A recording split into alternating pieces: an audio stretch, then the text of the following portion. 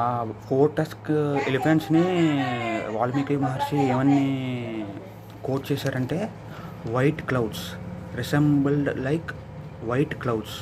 ఆ 4 టస్క్డ్ ఎలిఫెంట్స్ అనేవి చూడడానికి తెల్లని మేఘాలు వలనే ఆ 4 టస్క్డ్ ఎలిఫెంట్స్ అని ఉన్నాయని వాల్మీకి మహర్షి వాళ్ళు రామాయణంలో లిఖించారు.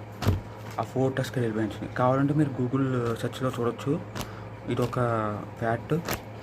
అలాగే ఈ 4 టస్క్డ్ ఎలిఫెంట్స్ టైం పీరియడ్‌కి రామాయణ టైం పీరియడ్‌కి చాలా క్లోజ్ లింక్ ఉంది.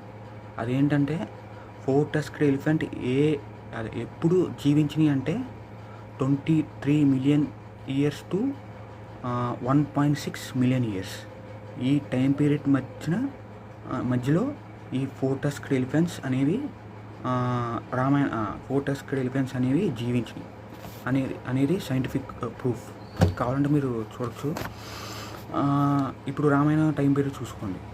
మీరు ఇంతకుముందు షార్ట్ వీడియోలో ఏమని చెప్పానంటే, రామాయణ ఎప్పుడు జరిగిందంటే వాయుపురాణ ప్రకారం చూస్తే వాయుపురాణ కూడా కాదు, చాలా ఇంచుమించు 5 పురాణాస్లో కూడా ఈ విధంగానే ఉంది. ఎస్పెషలీ వాయుపురాణంలో బాగా రామాయణ గురించి బాగా ఎక్స్ప్లెయిన్ చేశారు.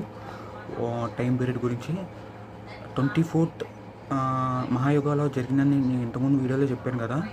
ఆ 24th మహాయుగాలో త్రేతాయుగాలో ఈ రామాయణం జరిగింది. అక్కడి నుంచి టైం పీరియడ్ లెక్కేస్తే ఇప్పుడు ఉంటున్న మన 28th మహాయుగ కలియుగ 4th యుగ కలియుగంలో ఉన్నాం మనం. హిందూ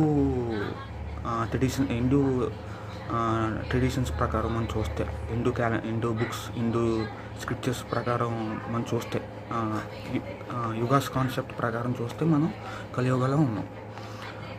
అప్పటి నుంచి ఆ 24th మహాయుగా నుంచి ఇప్పుడున్న మన 28th మహాయుగాలో అక్కడి నుంచి టైం స్పాన్ లెక్కేస్తే ఇంచుమించు అప్రాక్సిమేట్గా 20 మిలియన్ ఇయర్స్. ఓకే. కాంపోటర్ అనే 4 దంతాల ఏనుగు 23 మిలియన్ ఇయర్స్లో జీవించింది. అక్కడ నుంచి ఆ 23 మిలియన్ ఇయర్స్ పక్కన పెడితే ఇప్పుడు శ్రీరామాయణం కూడా మనం ఇంతకుముందు చెప్పుకున్నాం 20 మిలియన్ ఇయర్స్. అక్కడ ఆ టైం పీరియడ్ ఈ టైం పీరియడ్ కూడా దగ్గర మ్యాచ్ అవుతుంది.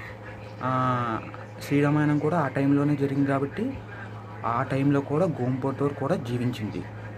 ఓకేనా? Thank you.